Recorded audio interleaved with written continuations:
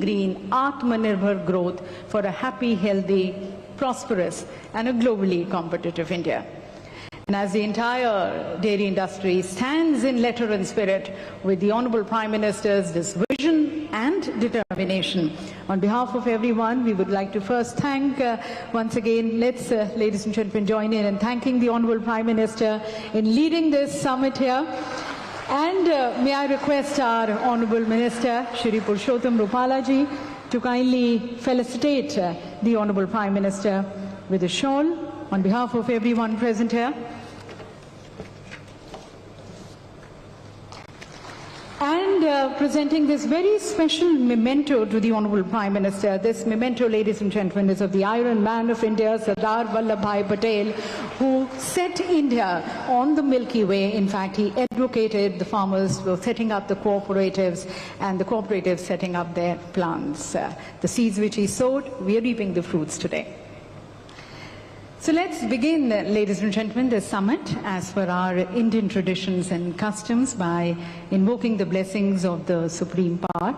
And for that we have the 4 students from Gurukul who are going to be rendering the Swasti Vachan.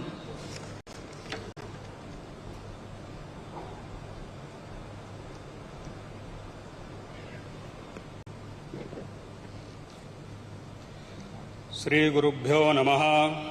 Hari Om.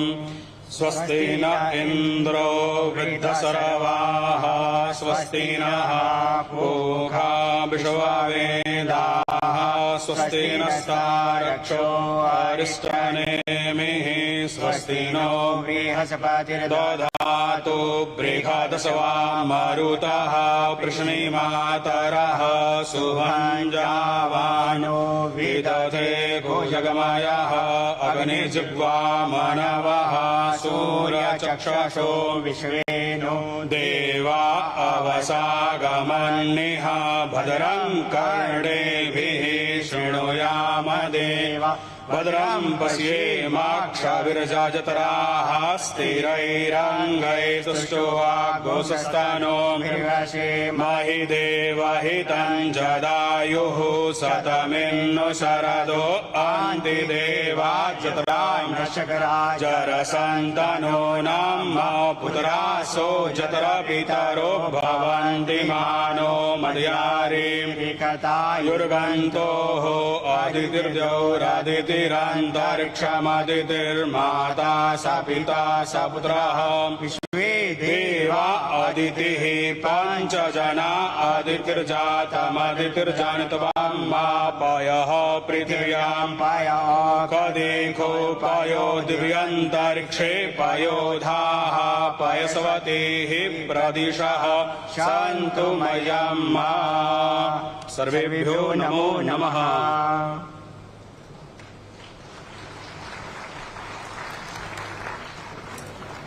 Thank you for this auspicious beginning and infusing so much of positive energy of the air.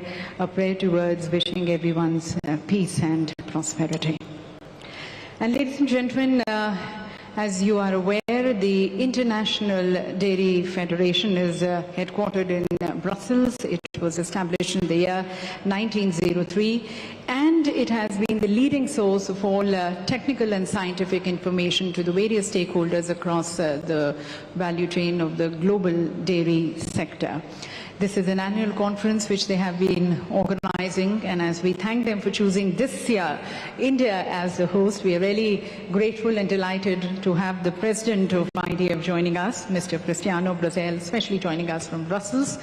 So as once again thanking him, I now invite him for his words of welcome and his opening remarks. Mr. Cristiano Brazel, President, IDF.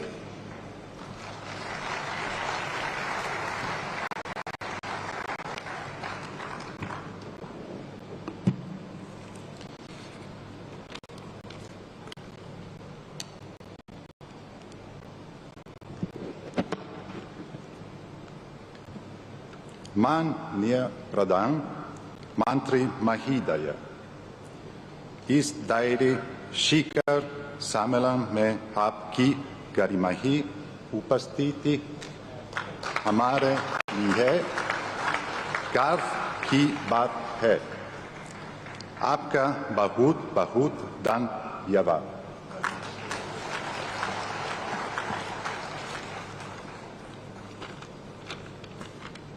Honorable Prime Minister Shri Narendra Modi Ji, Chief Ministers Shri Yogi Ji and Shri Bhupendra Patel Ji, Union Minister of Fisheries, Animal Husbandry and Dairy Shri Parshata Rupala,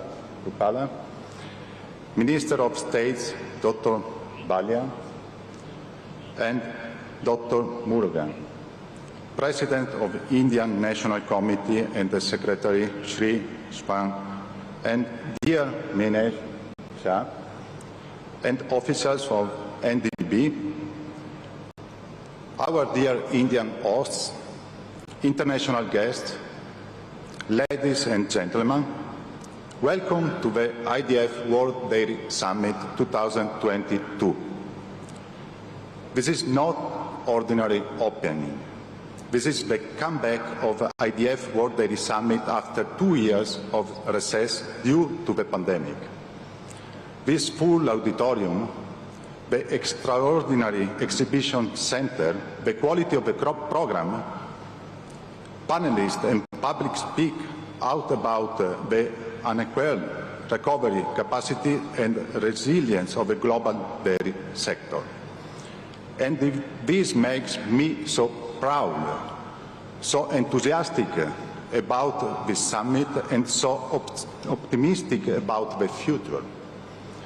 I hinted it before, but now I'm sure our sector, all of you here present, are capable to overcome any obstacle, no matter how hard and challenging it is, and not only survive, but become even stronger. You will see it around this venue. You will hear in the multiple sessions that we'll have. You will learn it from the conversation and discussions from your colleagues and friends you will meet here after 2 years. Yes, we are stronger, we are wiser, and we are better. During these last 2 years, not did we only renew our long commitment with the noble purpose of nourishing the world with nutritious, healthy and sustainable foods, an activity that the dairy sector has been performing for thousands of years since the beginning of the time. But we have also strived to do it under the most difficult circumstances, and we made it. Billions of people around the globe depend on the daily work of all us to keep production, processing and commercialization working in a changing world and environment. At least 1 billion people depend on the livelihoods we provide. And all together we manage to do so based on the determination, courage and consistency of millions of farmers, workers and traders from every corner of the world that never gave up, that never quit, that never escaped the risk of exposing themselves and their families to an unknown threat to the safety of their homes, but continued milking, processing, transporting and selling the products openly with the same quality and goodness to the consumers. We encourage you to download the IDF Annual Report 2021-2022 from our website to learn more about our achievements and join us for the closing session on Thursday before lunch. We have always known it, but as it usually happens in crises such as the one we dealt with in the past years, the insights and reflection you get from them make you more aware, more conscious and more responsible than ever. During these years, we doubled our efforts to produce safe, quality and affordable milk and dairy products in even more sustainable ways. We assumed new commitments in terms of carbon footprint and greenhouse gas emissions reduction, improving animal welfare and climate action that add up to the Dairy Declaration of Rotterdam, adopted in the World Dairy Summit of Rotterdam 6 years ago. During these challenging 2 years, we launched the Pathways to Dairy Net Zero initiative with Global Dairy Platform and other organizations supported by larger numbers of farmers, processors and companies from around the world. And we started relevant discussions in multiple forums, such as the UN Sustainable Food System, COP26 and the upcoming COP27. On Thursday, we will launch the revised IDF LCA methodology, the well-recognized tool to calculate greenhouse gas emissions in the dairy sector. IDF is proud to have led and supported the global dairy sector in this fascinating and challenging journey to the future. Everything like you are going to experience during these days is part of that support, that commitment with the global dairy sector that has lasted for the last 190 years and will certainly last many more. As you will see, we are already managing and building the future of dairy. In the next few days, you will be inspired by leaders, farmers, and experts. We invite you to attend at the end of the day the IDF Dairy Innovation Hour ceremony. Dairy is part of a sustainable diet and food system. As former UN Secretary Ban Ki-moon said at the IDF World Dairy Summit 2018 in Daejeon, South Korea, milk is perfection. Milk is a complete food and rich source of important nutrients such as proteins, carbohydrates, vitamins and minerals in biologically available forms.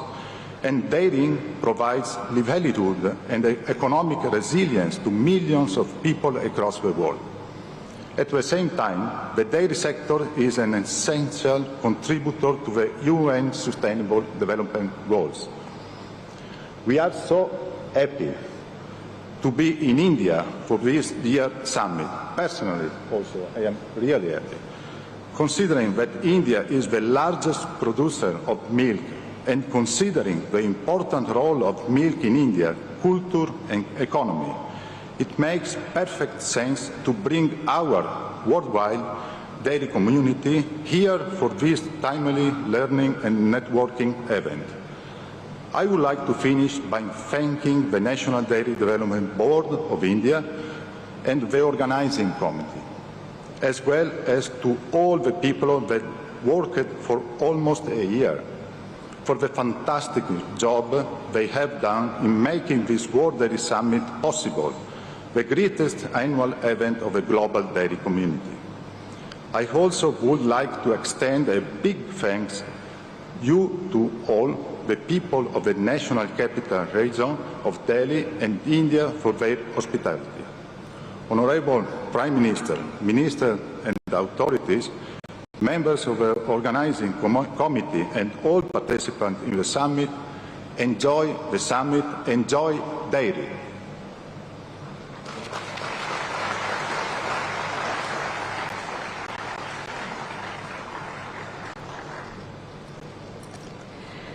Thank you, sir, for your insights into this conference and the promise which this conference brings. And as you mentioned, the last 2 years have been really challenging for everyone because of the COVID.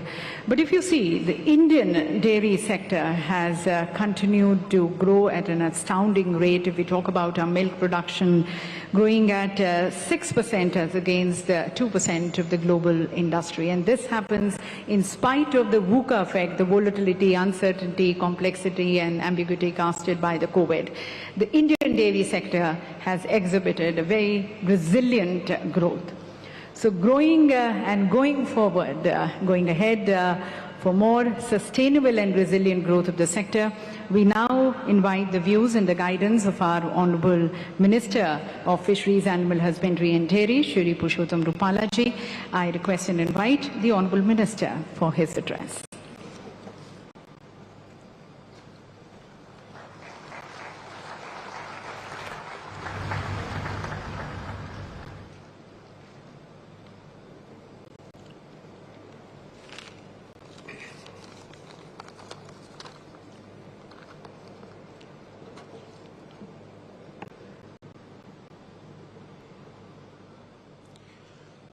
आदरणीय प्रधानमंत्री श्री नरेंद्र मोदी जी, आपका मैं तहे दिल से स्वागत करता हूं इस वर्ल्ड समिट में। वर्ल्ड डेयरी समिट 2022 48 साल के बाद भारत में आयोजित हो रहा है और वर्ल्ड समिट में विश्व के सबसे लोकप्रिय नेता के रूप में हमारे प्रधानमंत्री श्री इस कार्यक्रम में मौजूद है। ये वर्ल्ड स्तर के मेले के लिए बहुत ही एक उपयुक्त संदेश आज यहां से होने वाला है।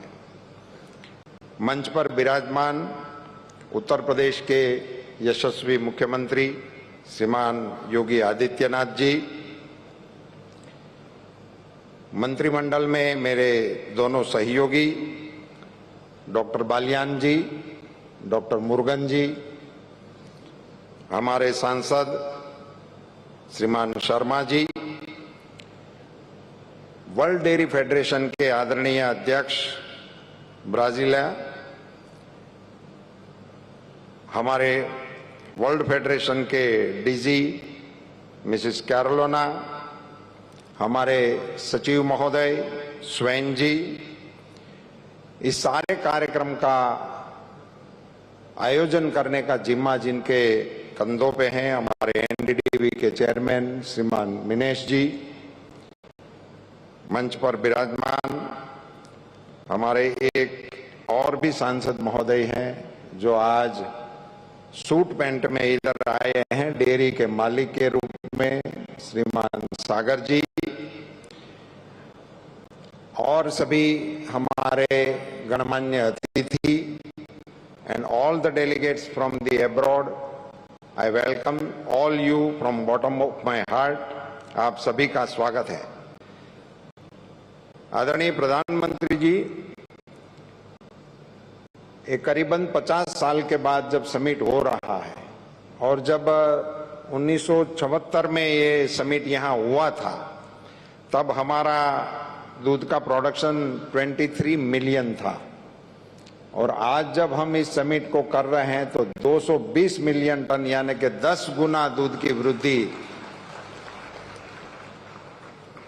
और आपका जो स्लोगन है आत्मनिर्भर भारत का, जो 74 में दूध उत्पादन हो रहा था वो हमारी मांग के अनुरूप में कम था और आज हम एक्सपोर्ट करने की स्थिति में है। सो संपूर्ण आत्मनिर्भर अंग के रूप में आज आप यहाँ इस समिट की अध्यक्षता कर रहे हैं, बड़े गरिमा का विषय है।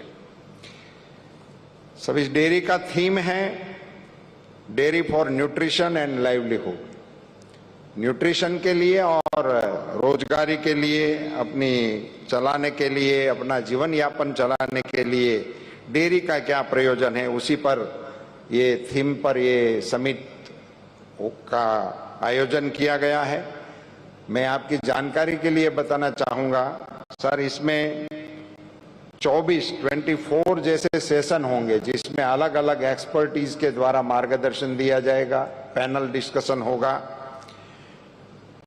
156 लोग इसमें अपनी बात रखेंगे, 156 लोग अपनी बात रखेंगे। इसमें से 89 लोग एब्रोड से आने वाले हैं, वो अपना विषय यहाँ रखेंगे। इसके जरिए मैं ये जताना चाहता हूं कि हमारे देश के जो डेलीगेट्स हैं, हमारे जो फार्मर्स हैं, उनको इन सारे एक्सपर्टीज के साथ अपनी बात को साझा करने का, समझने का, इंटरनेशनल गुड प्रैक्टिसेस को देखने का, समझने का बहुत सुंदर अवसर इस समिट के द्वारा हम मिल रहे हैं। हमारे देश में 8 करोड़ परिवार इस बिजनेस के साथ जुड़े हुए हैं, जो दूध उत्पादन के साथ जुड़े हुए हैं।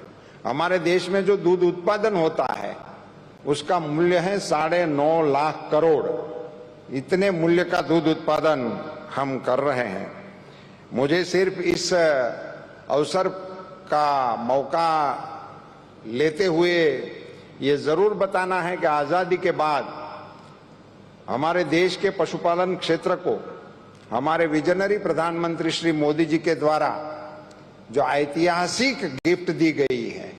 एक तो इस विभाग को स्वतंत्र बना दिए, स्वतंत्र बनाकर 3 गुना बजट एलोकेशन कर दिया।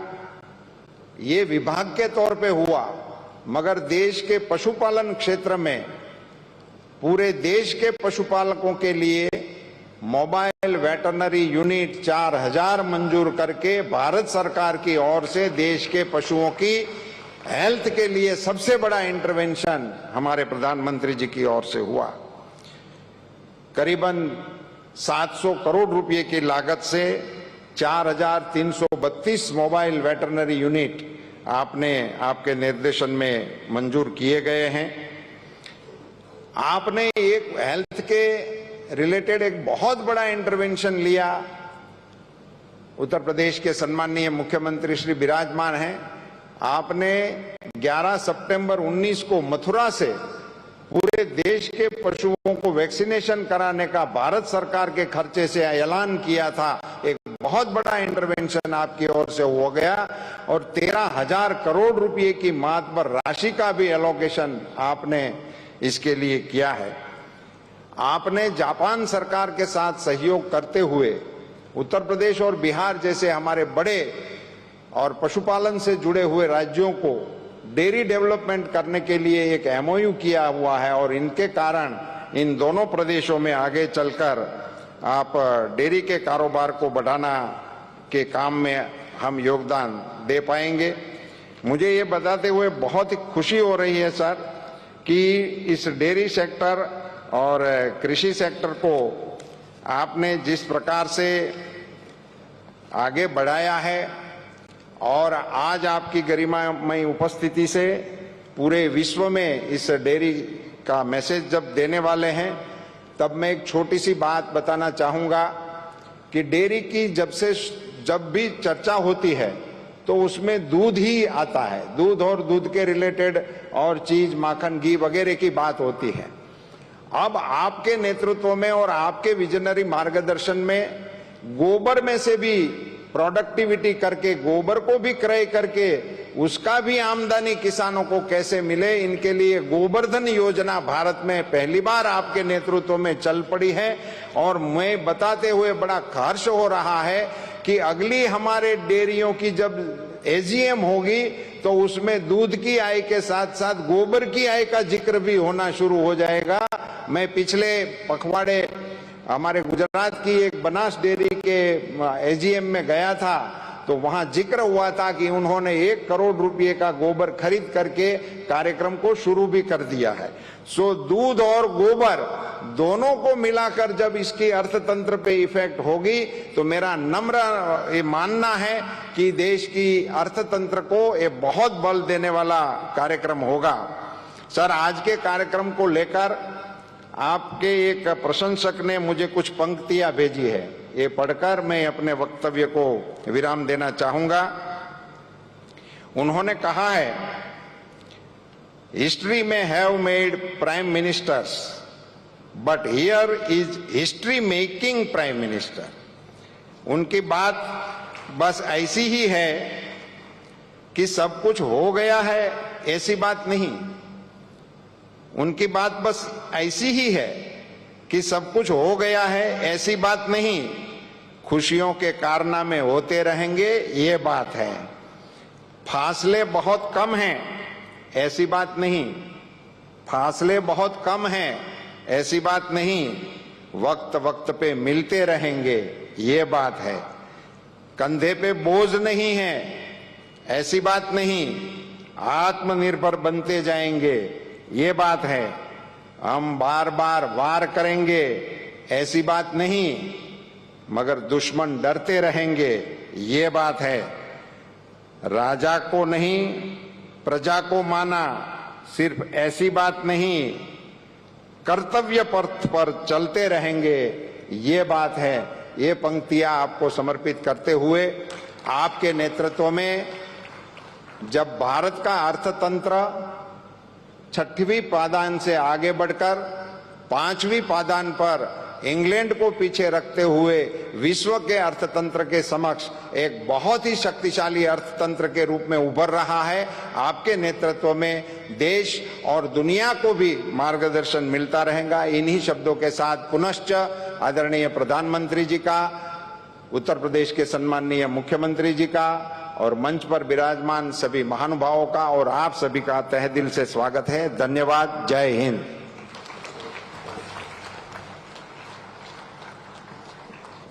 बहुत बहुत धन्यवाद माननीय मंत्री जी आपके उद्बोधन के लिए और यहाँ पर उपस्थित सभी के जो भाव हैं, जो श्रद्धा है माननीय प्रधानमंत्री जी के लिए, उसे इन पंक्तियों के द्वारा यहाँ हमारे साथ साझा करने का बहुत बहुत धन्यवाद।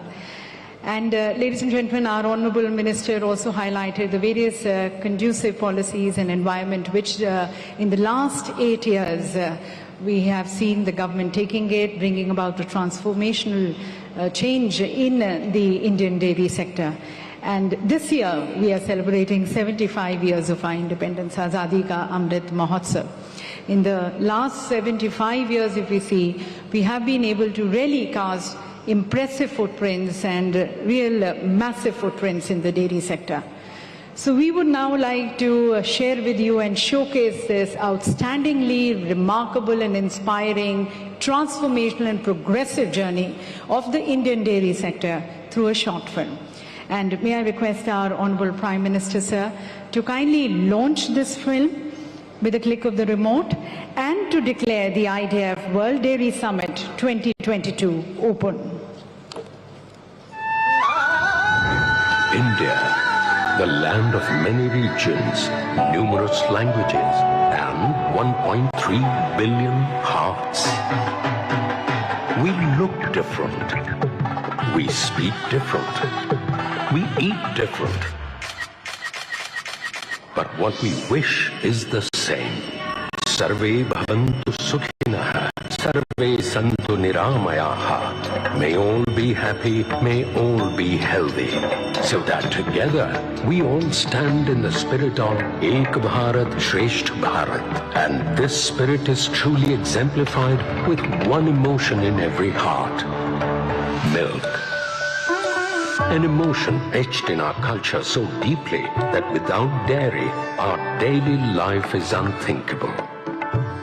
Dairy consumption in India has evolved over time. The National Dairy Development Board implemented Operation Flood in the 70s, which made the cooperative model emerge as the backbone of India's mighty dairy sector. India has come a long way from being a milk deficit nation to becoming a self-sufficient nation in milk, largely produced by small and marginal farmers, which tells the success story of our hard-working farmers and reflects the strength of rural India.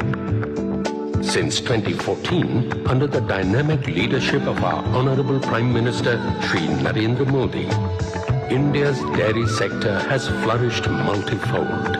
Milk production increased by more than 44% over the last 8 years, growing at an astounding rate of 6%, which is 3 times faster than the world average. Today, India contributes about 23% of the global milk production. To support the dairy sector, the Government of India, under the guidance of Honourable Prime Minister Shri Narendra Modi, has implemented various schemes in the areas of milk production and processing, animal vaccination, dairy infrastructure development, animal identification system, etc. Recognizing the contribution of the sector in the Indian economy, a dedicated Ministry of Fisheries, Animal Husbandry and Dairying and Ministry of Cooperation have been created. India's Nari Shakti and the dairy sector flourished hand in hand, helping over 60 lakh women milk farmers of the country to achieve economic independence and secure the future for the next generation. Through innovation and transformation, dairy found its multiple forms with products like ice creams, sweets, chocolates, ghee and paneer. Dairy added delight and nutrition to the lives of many. Now, India is all set to further expand the growth in milk production over the next decade. This could pave a way to ramp up exports. The government is setting up village-level dairy infrastructure under a national action plan on dairy development to increase the share of organized milk handling. Concentrated efforts are being made in the areas like smart animal management, digitalization, traceability, and economizing dung by promoting manure management. So, milk flowed over the years as different emotions. It's the hope for every Indian farmer. It's the nutritional delight of every Indian home. It's an emotion called milk. And that's why 100 million dairy farmers thank our Honorable Prime Minister for inaugurating the International Dairy Federation World Dairy Summit 2022. Come, let's raise a toast with a glass full of emotions, a glass full of milk. So, ladies and gentlemen, as we raise a toast to this flourishing Indian dairy sector with a glass of milk, I think we also agree that the dairy sector has a very vital role and a responsible role towards the realization of the Sustainable Development Goals, especially SDG 1, 3, 5, 8 and 10. But then the advancement of these goals definitely require a very determined will and a leadership which is as global, which is as vocal for local as for global. And that is where, ladies and gentlemen, we now seek the views and the guidance of the global leader, our Honorable Prime Minister, whose charismatic leadership is today influencing the world. And someone who's always believed that this whole world is one big family, Vasudhaiva Kutumbakam. He's always worked with this very spirit.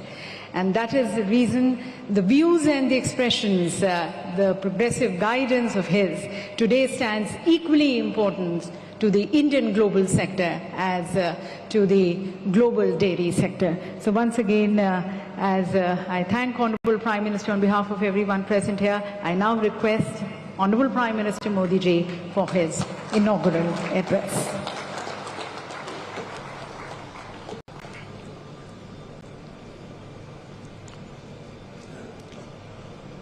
Uttar Pradesh के लोकप्रिय मुख्यमंत्री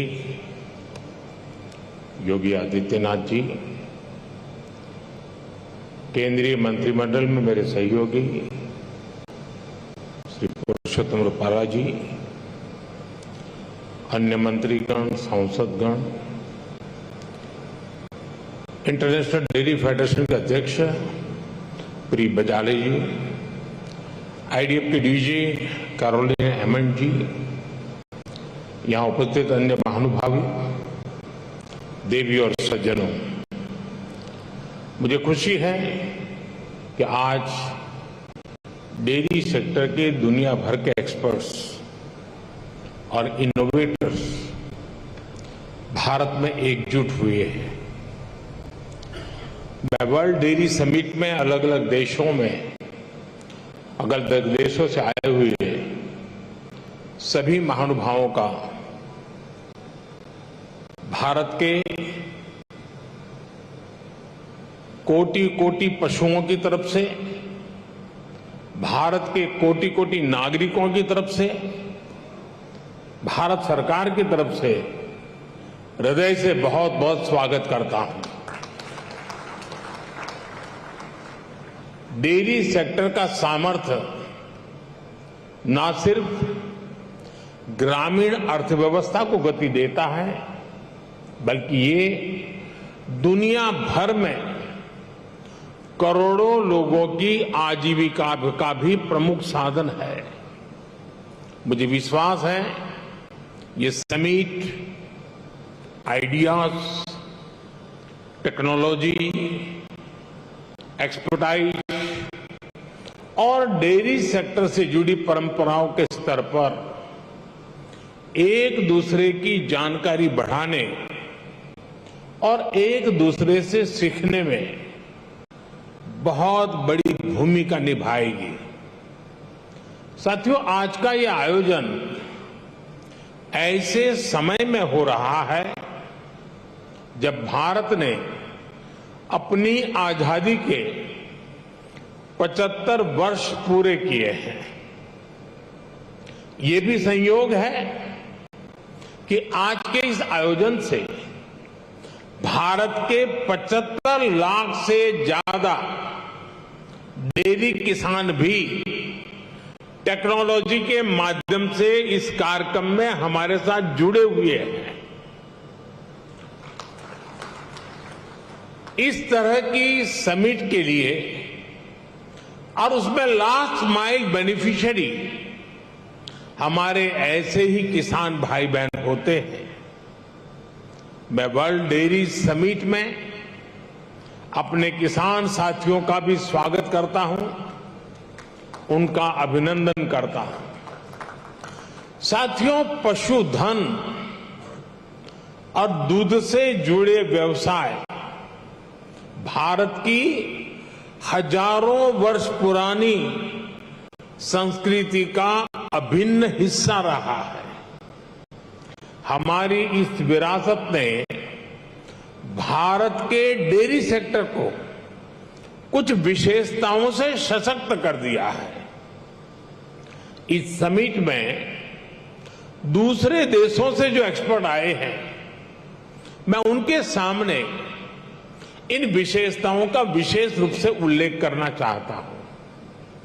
साथियों, विश्व के अन्य विकसित देशों से अलग भारत में डेयरी सेक्टर की असली ताकत छोटे किसान है। भारत के डेयरी सेक्टर की पहचान मास प्रोडक्शन से ज्यादा प्रोडक्शन बाय मासिस की है। भारत में डेयरी सेक्टर से जुड़े अधिकांश किसानों के पास या तो एक पशु है, 2 है या 3 पशु है। इन्हीं छोटे किसानों के परिश्रम और उनके पशुधन की वजह से आज भारत पूरे विश्व में सबसे ज्यादा दुग्ध उत्पादन करने वाला देश है।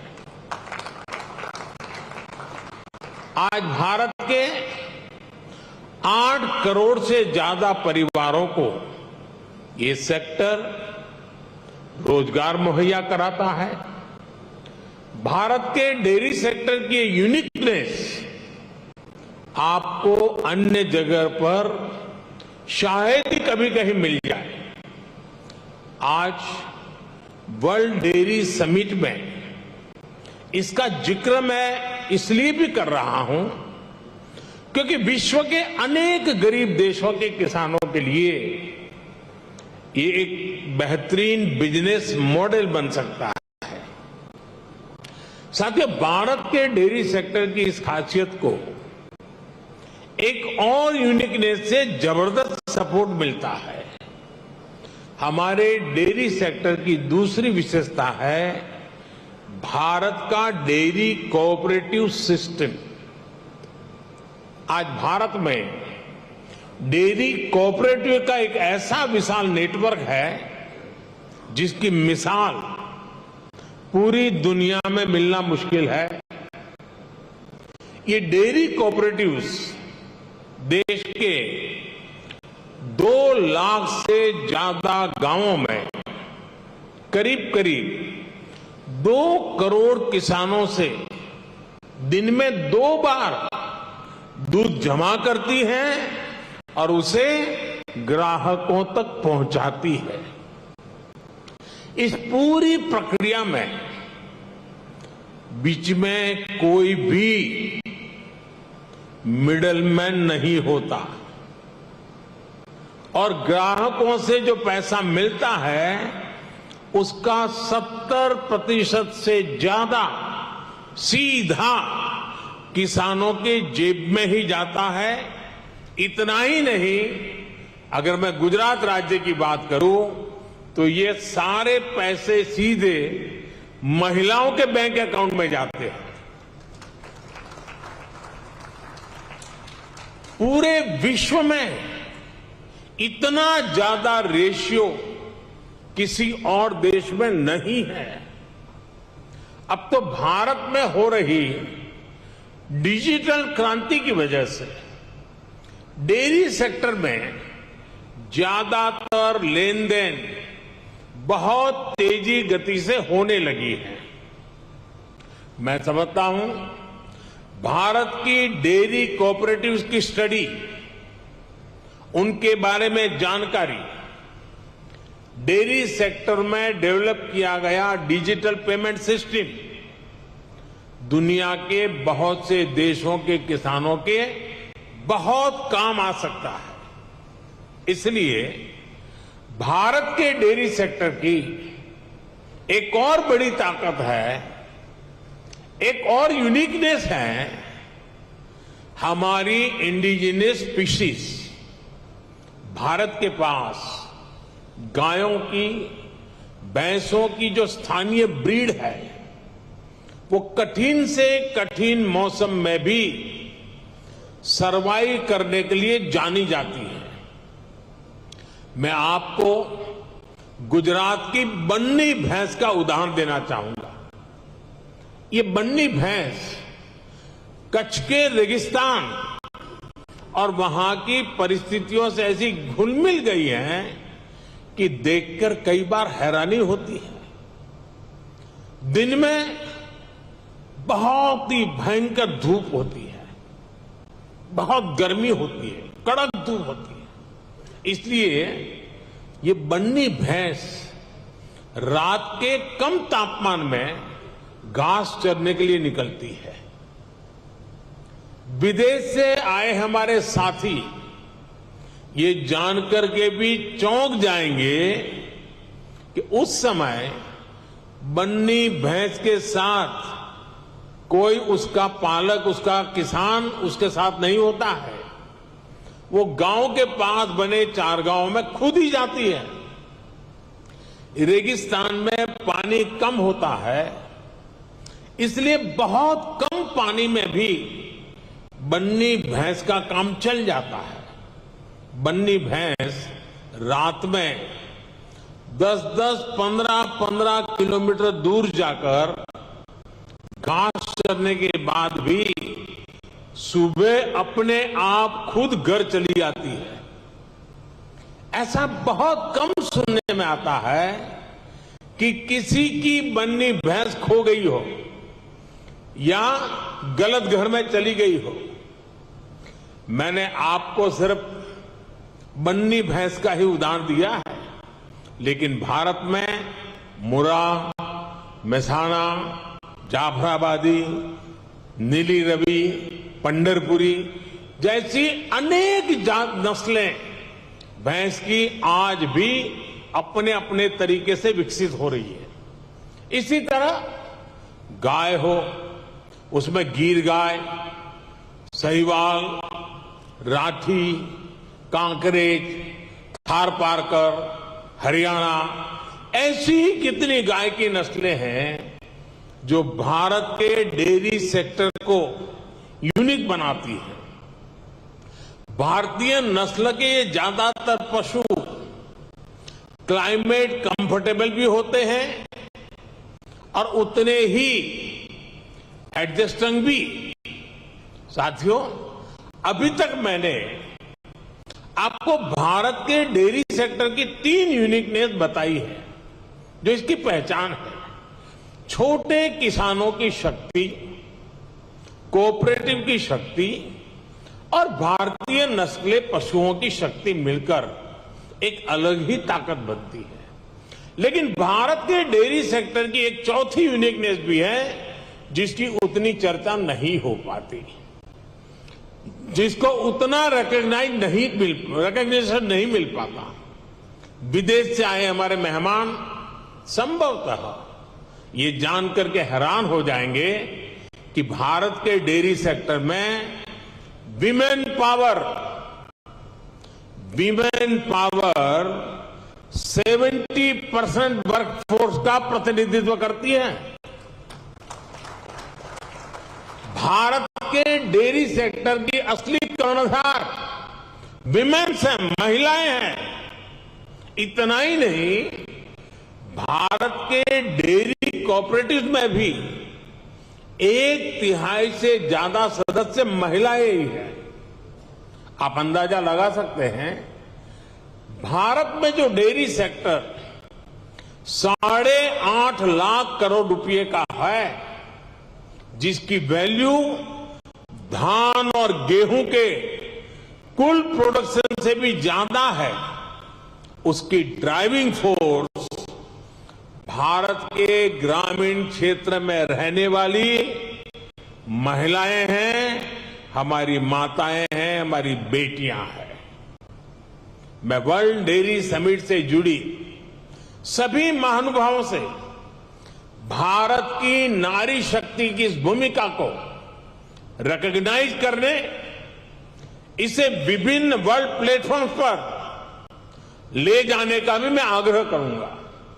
साथियों, 2014 के बाद से हमारी सरकार ने भारत के डेयरी सेक्टर के सामर्थ्य को बढ़ाने के लिए निरंतर काम किया है।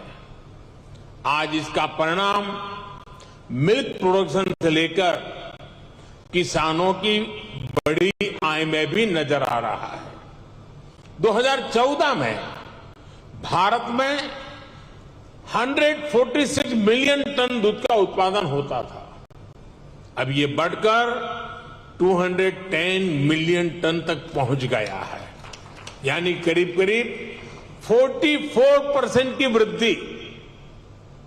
आज पूरे विश्व में मिल्क प्रोडक्शन 2% की रफ्तार से बढ़ रहा है, जबकि भारत में इसकी रफ्तार 6% से भी ज्यादा है।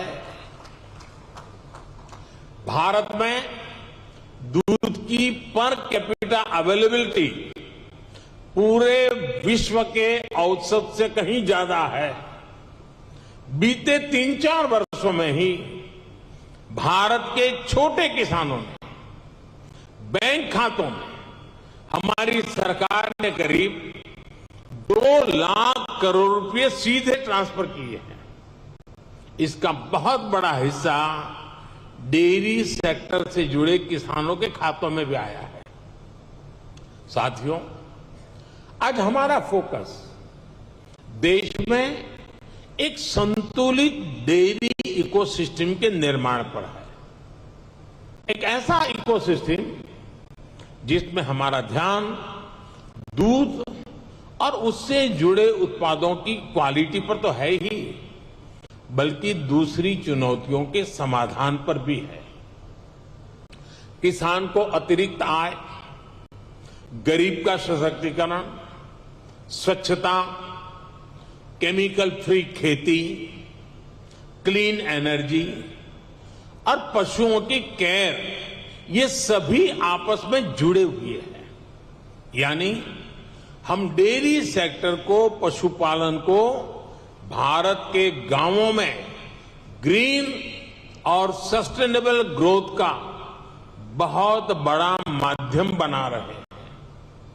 राष्ट्रीय गोकुल मिशन, गोवर्धन योजना, डेयरी सेक्टर का डिजिटाइजेशन और पशुओं का यूनिवर्सल वैक्सीनेशन, इसी दिशा में हो रहे प्रयास है।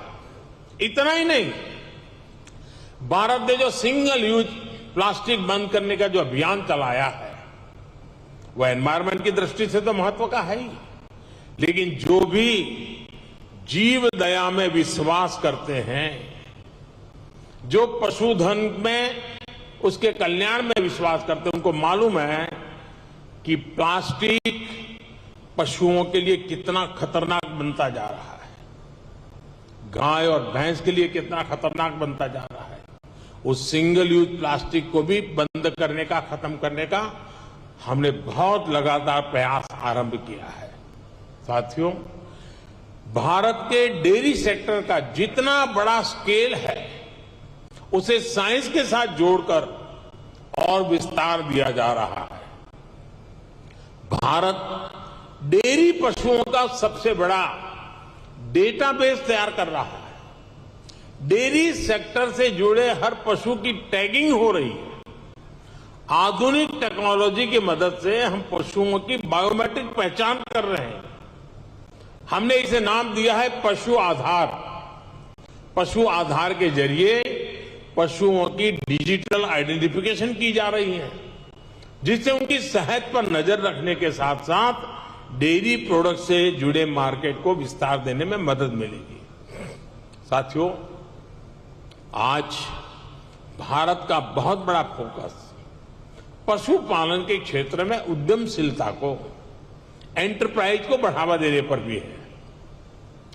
डेयरी सेक्टर से जुड़े छोटे किसानों की ताकत को हम फार्मर प्रोड्यूसर ऑर्गेनाइजेशंस और महिलाओं के सेल्फ हेल्प ग्रुप के माध्यम से एकजुट कर रहे हैं, इनको बड़ी मार्केट फोर्स बना रहे हैं। अपने युवा टैलेंट का उपयोग हम एग्रीकल्चर और डेयरी सेक्टर्स में स्टार्टअप्स के निर्माण में भी कर रहे हैं। आपको ये जानकर भी अच्छा लगेगा कि भारत में बीते 5-6 साल में एग्रीकल्चर और डेयरी सेक्टर में 1000 से अधिक स्टार्टअप्स बने हैं। साथियों, भारत किस तरह अनोखे प्रयास कर रहा है, उसका एक उदाहरण गोबर धन योजना भी है।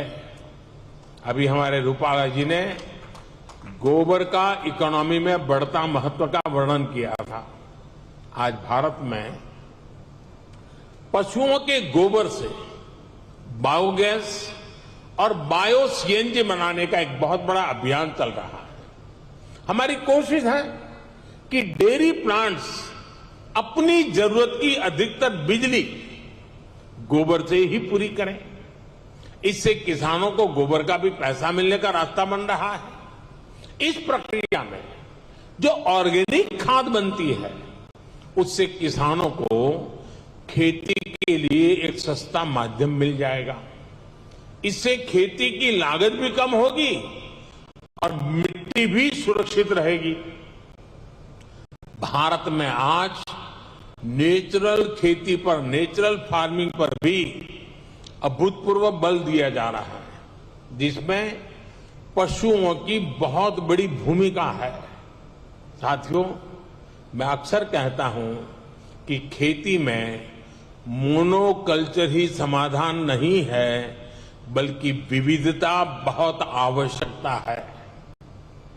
ये पशुपालन पर भी लागू होता है। इसलिए आज भारत में देसी नस्लों और हाइब्रिड नस्लों दोनों पर ध्यान दिया जा रहा है।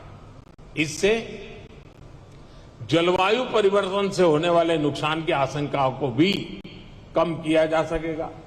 साथियों, एक और बड़ा संकट पशुओं को होने वाली बीमारियों का है। पशु जब बीमार होता है तो एक किसान के जीवन को प्रभावित करता है, उसकी आय को प्रभावित करता है। ये पशुओं की क्षमता, उसके दूध और इससे जुड़े दूसरे उत्पादों की क्वालिटी पर भी असर डालता है। इसलिए भारत में हम पशुओं के यूनिवर्सल वैक्सीनेशन पर भी बल दे रहे हैं। हमने संकल्प लिया है कि 2025 तक हम 100% पशुओं को फूट एंड माउथ डिसीज और ब्रुसेलोसिस की वैक्सीन लगाएंगे। हम इस दशक के अंत तक इन बीमारियों से पूरी तरह से मुक्ति का लक्ष्य लेकर चल रहे हैं। साथियों, आज आपके बीच चर्चा करते हुए मैं डेयरी सेक्टर के सामने आई सबसे ताजा चुनौती का भी जिक्र करूंगा। पिछले कुछ समय में भारत के अनेक राज्यों में लंपी नाम की बीमारी से पशुधन की क्षति हुई है। विभिन्न राज्य सरकारों के साथ मिलकर केंद्र सरकार इसे कंट्रोल करने की पुरजोश कोशिश कर रही है। हमारे वैज्ञानिकों ने लंपी स्किन डिसीज की स्वदेशी वैक्सीन भी तैयार कर ली है। वैक्सीनेशन के अलावा जांच में तेजी लाकर पशुओं की आवाजाही पर नियंत्रण रखकर उस बीमारी को काबू करने की कोशिश की जा रही है। साथियों, पशुओं का वैक्सीनेशन हो या फिर दूसरी टेक्नोलॉजी, भारत पूरी दुनिया के डेयरी सेक्टर में कंट्रीब्यूट करने के लिए और सभी साथी देशों से सीखने के लिए हमेशा तत्पर रहा है। भारत ने अपने फूड सेफ्टी स्टैंडर्ड्स पर भी बहुत तेजी से काम किया है। आज भारत लाइव स्टॉक सेक्टर के लिए एक ऐसे डिजिटल सिस्टम पर काम कर रहा है जो इस सेक्टर की एंड टू एंड एक्टिविटीज को कैप्चर करेगा। इससे इस सेक्टर में सुधार के लिए जरूरी सटीक जानकारी मिल पाएगी। ऐसी ही अनेक टेक्नोलॉजी को लेकर जो काम दुनिया भर में हो रहे हैं, उसको ये समिट अपने सामने रखेगी। इससे जुड़ी एक्सपर्टाइज को हम कैसे शेयर कर सकते हैं, इसके रास्ते सुझाएगी। मैं डेयरी इंडस्ट्री के ग्लोबल लीडर्स को भारत में डेयरी सेक्टर को सशक्त करने के अभियान में शामिल होने के लिए आमंत्रित करता हूं। मैं इंटरनेशनल डेयरी फेडरेशन की भी उनके बेहतरीन काम और योगदान के लिए प्रशंसा करता हूं। आप सभी का, जो विदेश से आए हुए मेहमान का, मैं फिर से स्वागत करता हूं, उनका अभिनंदन करता हूं।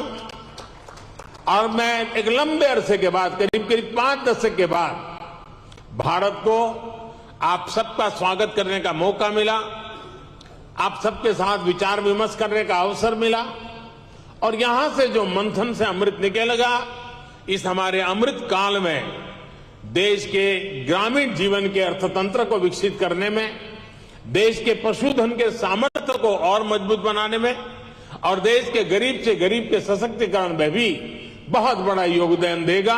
इसी अपेक्षा और आशा के साथ आप सबका बहुत बहुत